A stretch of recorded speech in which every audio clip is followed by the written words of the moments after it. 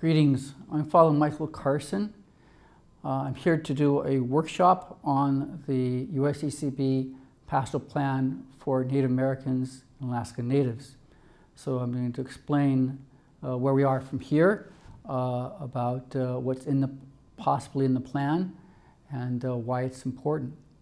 Okay, the Pastoral Plan for the USCCB for Native Americans and Alaska Natives is going to be entitled Keeping Christ's Sacred Promises. This is the National Plan for Native Americans and Alaska Natives. So I'm going to go through why now, what is the project, what will it encompass, how will the plan change ministry, how do we get it passed, how it gets through the USCCB and gets voted on by all the bishops in the United States, and especially what we need from all of you. For my audience in the workshop, how do we need your input on this pastoral plan? Why now? It's been asked by some bishops and others, why are we doing this pastoral plan for Native Americans and Alaska Natives? So, of various reasons that we'll go through. One, it's requested by the Catholic Native American leadership. Back in 2019, we had a gathering of Catholic Native American leaders, Alaska Natives throughout the country in Phoenix for a 4-day summit to talk about what we need to do in terms of direction for Native ministry, Catholic Native ministry in the United States. And in that discussions, with Knights of Columbus was there and all the different organizations, the Black Indian Mission Office. In our discussion, we found what they really wanted was a national pastoral plan statement on Native American and Alaska Natives. They also wanted it to be comprehensive, to give a plan, step forward for all the various ministries dealing with the Native communities. So the origin of the plan comes from that summit, comes from Catholic Native leaders themselves who requested the Subcommittee of Native American Affairs to develop this pastoral plan. Second reason, it's overdue. The last one that was comprehensive was in 1977, which was a long time ago. It was 40 years ago, more than 40 years ago. And that plan, it was only, 6 pages, and it was good in 1977, but it's out of date. So it needs to be updated. Most importantly is to take what's there, what was written, and to update it to the realities facing Catholic Natives in the United States today. The other thing that we thought about and why now is our Holy Father, Pope Francis. Pope Francis in his pontificate has made Native Indigenous ministry a very high priority, especially dealing with the creation of other aspects of Indigenous ministry. So we want to match what he has done and to really work hard with our Catholic Native communities, especially from the USCCB. Fourth, there's a lack of understanding through the general church of exactly what Catholic Native American ministry is. So we want to develop a plan for educational purposes, saying the joys and celebrations of this ministry should be joys and celebrations of our own Catholic Church. So the developing this plan is to educate, to catechize people, ordinary people who may not be aware of the importance of Native ministry. There's also seems to be a lack of shared vision and organization. We have different organizations in our Catholic Church that work with Catholic Native ministry, Alaska Natives. But it'd be nice to have one shared goals, one shared outcome, one shared playbook that everybody can work with. So the idea here is to make sure we have a plan that everybody holds in common. So these are the ideas, these are the important aspects of Native ministry, so everybody can work from the same playbook. And last, there's a lot of issues that have actually never been addressed. A lot of people in my office and others have talked about the boarding school period and the apology and the investigation of the boarding school period, especially the Catholic part in the boarding school period. And there's other aspects of ministry that really have not been addressed. So we're trying to look through our history and find out those things that have lain dormant and really want to bring to the forefront to address them. Okay, what is this project? Now, we don't have the project written as of yet, but there's some aspects of what we have in this project, the pastoral plan, what we want to accomplish. I remember way back when I was home, I was volunteer as a chaplain in juvenile hall for some 18 years. And I loved that work a lot. I'd celebrate Mass with the juveniles in the juvenile hall and detention center. And after that, I would just talk with them and sometimes bring them to reconciliation. And in my talking with them, I always talk about where Christ is leading your life. And Christ is not leading your life to be continuously incarcerated or being in gangs. Christ is leading your life somewhere else. You have to find out where Christ is leading you. Same with Native American ministry. Christ is leading Native American ministry, Alaska Native ministry. And through some good discernment, some prayers, we have to figure out where Christ is leading this ministry, and it becomes very important. So, where Christ is leading this ministry is what I call intention. What is our plan's intention? What do we hope to accomplish with a plan?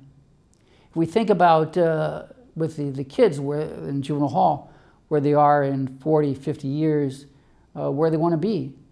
And same with ourselves. If we say, where do we want Native ministry to be in some 40, 50 years?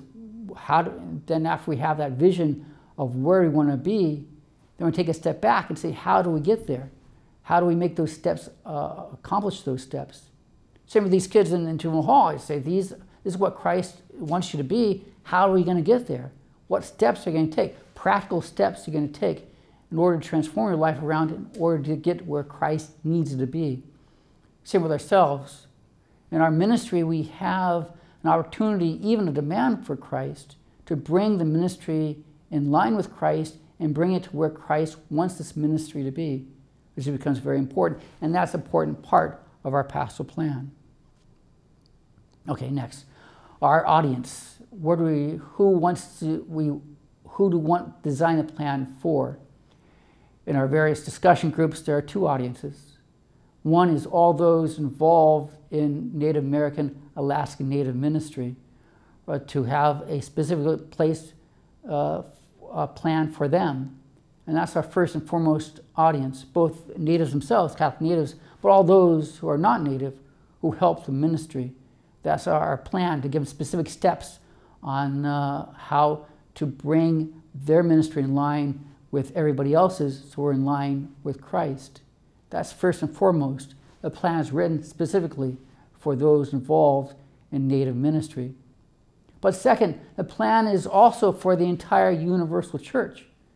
For those who are not aware of the Alaska Native and Native American ministry, the Catholic ministry, that's very important in our church, to make sure people are aware of those ministries and especially how they can help, which is very important in our outlook and how we write this plan.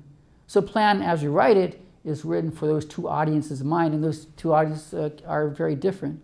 But we hope by a lot of discernment, a lot of care, to make sure that we craft our pastoral plan for those two audiences. There's also, when we talk about natives and Alaska natives, there's also the two areas that we also want to incorporate in the plan that's never been incorporated before, and in our work at the 1977 document, but also other documents. And that's the idea of natives from Central and South America, the pastoral Maya and other Mayans, and also other natives are in this country, who are immigrated to this country, that they're still native and hold very much their native Catholic beliefs. And how does our plan incorporate them?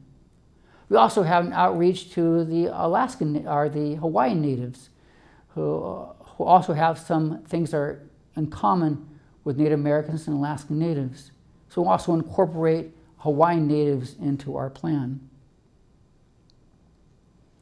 Okay, our pastoral plan's effect.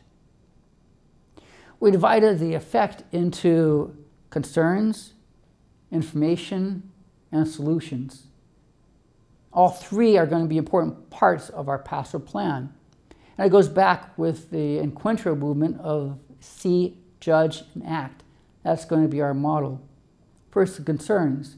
To name them, there are concerns of the Native communities, especially the Catholic Native communities, that have to be addressed. And to understand those concerns and where those concerns come from. And then we can only address those concerns if we have the information. So that's why we have done surveys here at the USCCB to find out and gather more information so we can know what's going on in Native communities, especially Catholic Native communities. So with that information, we are better able to address those concerns. And then also we need solutions. It's just not enough to point in our plan, these are the concerns, these are the problems, this is information, but now what do we do? How do we go forward? That's the idea of a plan, is going forward. We talked about that vision earlier of how we want to put all those steps necessary to match that vision. That becomes very, very important. So we have the concerns, information, and solutions.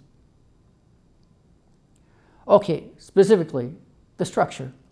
Now we're still talking about this. Again, we haven't done anything formalized in terms of writing it, but our parameters. We want to go beyond the 6 or 7 pages in the 1977 document. So talking about either 30 or 40 pages, depending on what we want to say and how we want to say it. But more importantly, not just length, but we want to have it user-friendly. It's not going to be a doctoral dissertation.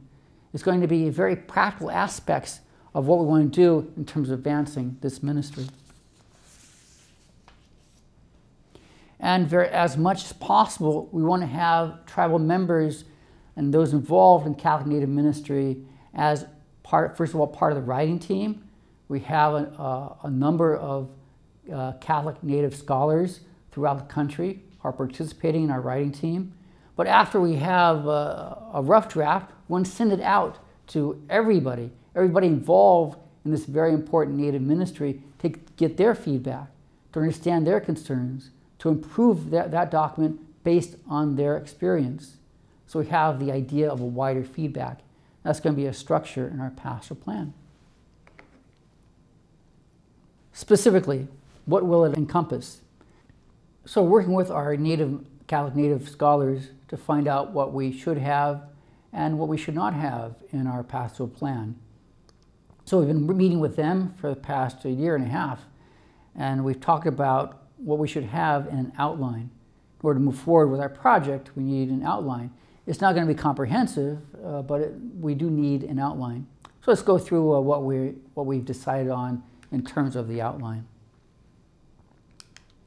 First, who we are as U.S. Native Catholics. We use the word Native, not Native American, because first we have an introduction by a Catholic Native Alaskan. And it's very important to make sure that when we talk about Native Americans, we're just not talking about all those in the continental 49 states, but we also include Alaskan Natives and Hawaiian Natives. So we have a personal address by Alaskan Native.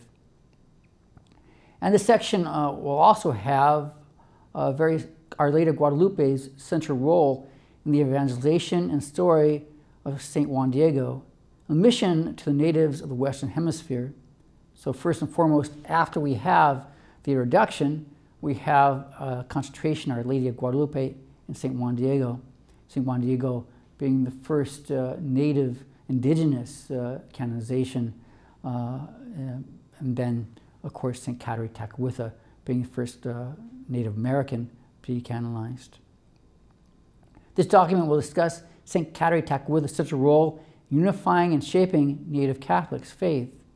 In this context of these two saints and sharing the gospel message of evangelization, there will also be a brief discussion of diversity of cultures, history, material conditions, landscapes, and the environment of Native communities and Catholic ministry. What became very clear in our writing team and also in other discussions with the Subcommittee of Native American Affairs is the idea that when we talk about Native ministry, we're talking about diversity. That some people have the idea that Native ministry is just one aspect. We'll make sure we bring forth in our document the incredible and important diversity of Native communities. There'll also be a focus on urban Native ministry, as 2/3 of Native populations in the U.S. live in urban areas. So our first part will deal with not only reservations, but also for those who live in urban areas, to talk about to include Native Americans, especially in the liturgy and parishes in the big cities, because often that is often lost. Certainly lost or not addressed in a 1977 document will be addressed in this document. Part 1. After we have the introduction of who we are as U.S. Native Catholics, we also go on to Part 1, and that's a call of healing and holiness. In this section, there will be a discussion of the need of continual conversion. Every culture and every person is called to transform and fulfill, and in fulfillment in Christ. In this call of Christ, the church has a responsibility for enculturation and adaptation to Native communities, without losing the centrality of the teaching of the church, especially the universality, the truth of the gospel. We're talking about those things that we share with the Roman Catholic Church, especially the Eucharist being the source and summit of our life, and how do we address that in a Native context, especially in culturalization. From the truth, this section will offer pastoral support for communities working on historical trauma and integration of healing with emphasis on the gospel message of hope and forgiveness. We've talked a lot about that in our listening sessions and also in our sessions with our Catholic Native scholars about the need of healing and the need of hope and support, and to address historical traumas, especially when the Catholic Church has a central role in causing these historical traumas, how to address that need for healing, bringing from hopelessness to hope. Part 2. I'll call Listen and Reflect. This section will focus on the need to listen, reflect, and pray about the reality and meaning of God's love for Native peoples and Native peoples for love of God. As we respond to this love, the first imperative is to listen to the Holy Spirit in Native communities. The second imperative is to listen and respond to the Native communities themselves, especially in dialogue with Native elders and Native Catholic leaders. From the first day, I've been in this position for some 5 years of working with Catholic Native communities nationally. And it's been very clear from day one that Catholic Native American leaders have talked about the need to listen. Because for many years they thought that the Catholic Church was not listening. So they need us to listen to them, and then from that to have a dialogue with them. Not to develop programs on high, but to make sure that we include them and listen to their problems and concerns and how they see their faith. And then working with those problems and concerns, especially in the national level. But dialogue and listening is first and foremost, especially in my job. From the act of listening to the Holy Spirit come the tools and reflect on the past to guide our path to the future. The document will briefly describe the gifts of Native communities, including Native spirituality, lives of Native American saints, and holy men and women, such as St. Kateri Tekakwitha, servant of God Nicholas Black Elk, the martyrs of La Florida. From the perspectives of the gifts of the Church, the examination of restorative justice and environmental justice, and global solidarity with Indigenous communities. We want to make sure that in our pastoral document that we have an upbeat tone, knowing that Catholic Native American ministry and Alaskan Native ministry are very important to our church because of the great gifts that Native Indigenous communities bring to the church and to society. So make sure that we have a part in our pastoral plan to explore those gifts, to make sure everybody knows what those gifts are, especially from our wider Catholic community, so we can celebrate those gifts and use it in other communities as well. Part 3, a call to relationship and communion. This section will focus on response to God's love for us, relationship for Native marriages, families, parishes, communities, cultures, parish life, and especially sacramental life. Looking within Catholic Native communities, this section will examine wider relationships such as government bodies, Catholic charitable organizations, and national Catholic Indigenous organizations. In this context, there will be a discussion on Catholic social teaching, especially regarding the sin of racism and the need to eliminate poverty on U.S. reservations. This is an important part of our document that talks about our Catholic social justice teaching, especially how it applies to Native American communities and Alaska Native communities. That we work with them, and we work with, especially with poverty, not as social workers, but as people of faith, of saying this is what Christ demands of us, using as our guide Catholic social justice teaching. This will be a very, very, very important part of our document. Okay, part 4. A call to leadership and mission. In this section will be a focus on the ways the Church can help Native Catholics fulfill a call and the apostolate within and beyond their communities. The first to be considered will be the need for Native vocations, its challenges, and the path going forward. I think I counted, and I might be wrong, but I counted for those who are tribal members that there are 5 tribal member priests throughout the country. There we have a lot more deacons, but only 5 priests. We need to do a lot better in terms of vocations, not only to the priesthood, but to the permanent diaconate, but to religious orders as well, both sisters and brothers, to build up our Catholic faith, especially working with our Native communities. It becomes very important for us, especially as we look at the decreasing role that religious orders have, especially in reservations and nations, and then the diocese picking up those parishes. How do we do that? How do we increase those vocations, just so that Native parishes are not deprived of important workers, both priests, but also religious sisters and brothers who are working with Native communities. This section will also include examination of growing reality that is declining numbers of religious priests, brothers, and sisters, and lack of training of diocesan clergy serving in Native communities. There will also be discussions on the importance, the training, and the role of Native lay leaders in relationship to their baptismal call of vocation within the Church. So when we talk about concern with vocations, we're just not talking about deacons, priests, religious sisters, or religious brothers. We're also talking about laity, to make sure that they're informed and trained in order to have a very important role in the faith life of parishes and in dioceses. This section will also include discussion on the role of Native Catholic schools, funding, staffing, developing a curriculum as a strong Catholic mission, while also assisting in transmission of indigenous cultures, spirituality, and history. I've been deeply involved in Catholic schools that are working in indigenous areas, and I'm very impressed by their curriculum. They really stress indigenous cultures and language, and not only the Catholic faith, but also the importance of developing cultural aspects of that faith.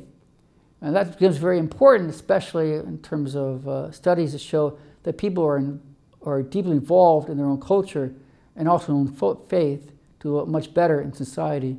So our Catholic schools on reservations are very much the beacon of hope in some of the poorest places in our country. So we have to find ways to maintain and increase our Catholic schools on reservations. This section will include a discussion on evangelization, especially the tools needed to proclaim the gospel to the unchurched and those natives that have left the church, and strengthen the faith for all Native Catholics. It's not just a concern with indigenous faith, and especially those who have left the church, with just the Native communities, but all communities throughout the country. We have to work with the youth to understand their concerns and problems of their faith, of their Catholic faith, and how do we evangelize and get them more involved in our church. Okay, after that we'll have a conclusion and prayer in our document. But that's just a brief outline of what we want to accomplish within the document. Again, we're busy thinking about how we want to do all those parts and how do we expand those parts to cover all the important things that we'll be responding to with Catholic Native ministry. Let's talk about how the plan will change ministry. I talked about some of these before, but they are very important. First, we need to be marching in the same direction. We understand all aspects of Native ministry, and of course, as I talked about earlier, that Native ministry is a variety of ministries, as a variety of cultures. But we have to say these are important for Indigenous, Catholic Indigenous ministry, and hold them up and saying if these are important, then every person who works in the ministry, not only every priest, religious sister, and religious brother, and deacons and laity need to find these and how they work well in your own parishes, but especially in your diocese and nationally. We can find these are the priorities that we need to be working on to have everybody working on them. So you need everybody marching in the same direction. We also need to keep in mind that this is actually a bishop's document, that it will be passed, hopefully, by the bishops in the United States. So this comes from the USCCB as a bishop's document, saying as a church, as a Roman Catholic Church in the United States, this is something that we're going to get involved with. This is something very important to us. And this is what we have as a priority as a Roman Catholic Church. So we want to get that across in this document. Next, there needs to be some priorities. There's a lot of ideas out there in terms of ministry in general, but especially Catholic Native ministry. And there's a list of very important priorities that we want to accomplish. But we're limited by funds, limited by time, we're limited by expertise. So if we can develop a very short list of priorities and say these are priorities of our Catholic Church, of our Indigenous communities, our Catholic Indigenous communities, and work on those priorities, better act or be better able to have these priorities concluded and also to find solutions to these priorities. Next, the same vision. The same vision means that we need to have the same starting point. And our pastoral document that we want to write says this is the same starting point for everybody. We must agree on our faith, our values, on our shared values, and how these values lead us. So it's important to restate our values as Catholic Christians, as Native communities. These are the values that we hold dear, because these are values that will hold as we go forward, will help us in our ministry. There's going to be a restatement of those values. And last, we need to talk about the same goals. The same goals is, as I talked about earlier with working with the kids in juvenile hall, these are what Christ wants of us. These are what we want to see in Catholic Native ministry some 30, 40 years down the line. If we have those goals, then we can choose a path that's going to reach those goals the shortest and the fastest. So hopefully the work of this document will have us reach the same goals. And the document also ignites our passion, not only just as Native Catholics, but all passion of our Catholic Church, saying this is a vibrant ministry, an important ministry, and then to use that document to say, to get involved in this ministry and to ignite that passion, that very important passion that we hold, that Holy Spirit in ourselves, that Christ passion in order to work with Indigenous communities and build up our Catholic Church those who work with our Alaskan Native families. So we need that passion. Okay, the next section I want to talk about is how do we get this passed? As I said before, it's a document of the bishops of the USCCB. So it's a very long process to get this passed. But it's a very important process because through this process, we have an opportunity to educate not only the bishops, but the wider church on the importance of Native American, Alaskan Native ministry, especially in our common concerns. So the next slide shows how we're going to get this passed. I divide up into round 1, consultation, and round 2, approval. In consultation, we're talking about consulting with all the bishops in the United States. So as I talked about earlier, this document comes from an idea from the Catholic Native leaders from our summit. So that idea was taken to the subcommittee. And the subcommittee also thought it was a very good idea. But in order to get anything passed of this magnitude, of this pastoral plan, we have to first consult the bishops in the United States. In order to do that, we first of all need a vote by the Subcommittee of Native American Affairs. If they approve it and say it's a good idea, again, nothing's been written yet, it's just the idea that they said, hey, it's a great idea, go for it. Okay, the next comes to a vote by the Secretariat of Cultural Diversity. The Cultural Diversity is where all the chairs of the subcommittees, and like Native Americans, we have a subcommittee of Native American Affairs, so does Hispanics, African Americans, Asian Pacific Islanders, PCMRT, they all have subcommittees. And each chair of those subcommittees is part of the Committee of Cultural Diversity, and they have to vote on it. So after it goes to their vote, they vote forward, then it goes to the Administration Committee. And the Administration Committee sets the agenda for the General Assembly. And the Administration Committee is composed of the very important bishops who are involved in setting the agenda for the General Assembly. Then after it's voted by the Administration Committee, then it goes to the General Assembly. This is where all the bishops meet. Now this year it was online, and the good news is we've gone through all those 4 steps. We went through the Subcommittee of Native American Affairs, Secretariat of Cultural Diversity, and the Administration Committee, and then a couple of weeks ago we had a vote by the General Assembly. And we only had 6 bishops out of 300 or so bishops in the United States to vote against it. So it's overwhelming. I mean, it's a mandate by our bishops to put this together. But again, nothing, very little has been written except for our table of contents, but it's just a way to say that we've consulted with the General Assembly and we've got permission to begin writing it. So all that was done, is completed, and now we have to begin the process of writing it. So what happens what happens when we write it? Well, in the process of now writing it, when we get a rough draft, it's sent to all the committees and subcommittees here at the USCCB, including doctrine, to get their input. It's also sent to the various organizations, Catholic Native organizations throughout the United States for their input. And hopefully, with all your input, it'll be delivered quite widely so we get as much Catholic voices as possible. And then after we have everybody with their input, and then we write it again for a second or third draft. And it has to, again, because the bishop's document has to be approved by the bishops, so they're the ones who have final say. So after we have a draft that we can use, it gets sent up again by the Subcommittee of Native American Affairs.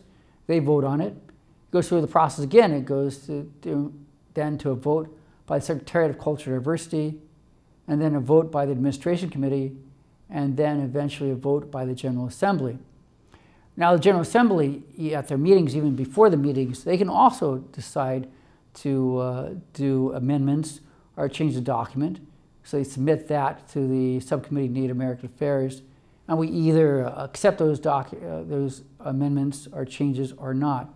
And then if we don't accept them, of course, if we don't, there has got to be reason, and we present that reason. So after we go through all this, eventually the General Assembly votes on it, and it has to be approved overwhelmingly by the General Assembly. So it's, as I laid it out, it's a very complicated process, as I talked about earlier, but it's a very important process to make sure that we have, first of all, we're doing what we're supposed to be doing, so we match your concerns about this document, and we have a document ready to be used with Native American and Alaska Native ministry.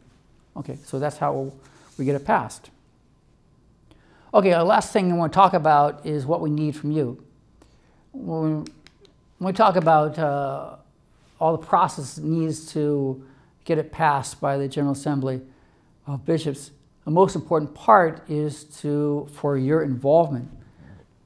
So eventually, when we have a rough draft, when we send it out, we need you to look at it, to go through it, to think, well, this works or this does not. We need for you to talk about it in your Tekawitha circles and to discuss it and find out through your circles how you can address some of the issues and concerns that are either in the document or not in the document. So we need those discussions to have. So again, the most important part is to, first of all, listen. And for ourselves, we'll listen to all of you. Listen to your concerns, what you have with what you want changed in the document, what you think the document really addresses well, and what it does not address well. And then we get all that feedback so we can change and match the document appropriately so it matches your concerns, but also matches the concerns of the bishops. Second, we need to talk. We need to talk this up. As I talked about before, the document is there for education, even as we go through the process.